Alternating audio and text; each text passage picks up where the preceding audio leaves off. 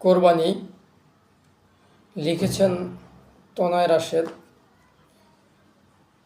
চারিদিকে আজ খুশির জোয়ার, সবাই গাইছে গীত।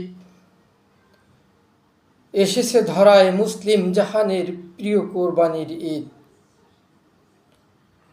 সবাই ঈদে কোরবানি দিবে প্রতিপালকের তরে। মানব মনের পশুত্বটা যেন একেবারেই যায় মরে।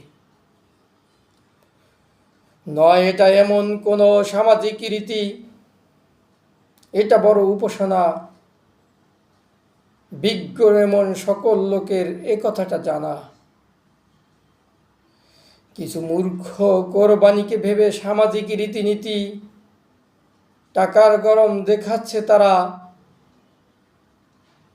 ভুলে স্রষ্টার ভীতি।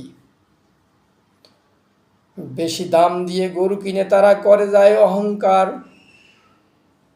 কোরবানির সেই মহত্বটাকে ভেঙে করে চুরমার। তারা তো জানে না আল্লাহর কাছে রক্ত মাংস পৌঁছে না। নিয়তটাই শুধু দেখার ছিল, খেয়ালে তাদের ধরে না। কোরবানি হলো ত্যাগের নাম, ভোগের সাথে তার দ্বন্দ্ব। ভোগের জন্য কোরবানি করা কাজটা বড়ই মন্দ। অনাহারীকে আহার না দিয়ে নিজেরাই আহার করলে কোরবানি তার কবুল হবে না, শত গরু ছাগল মারলে।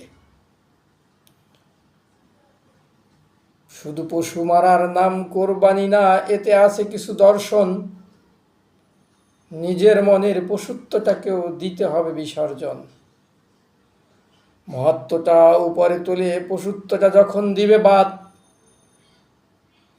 তখনই কেবল মানুষ হবে আশরাফুল মাখলুকাত। ধন্যবাদ।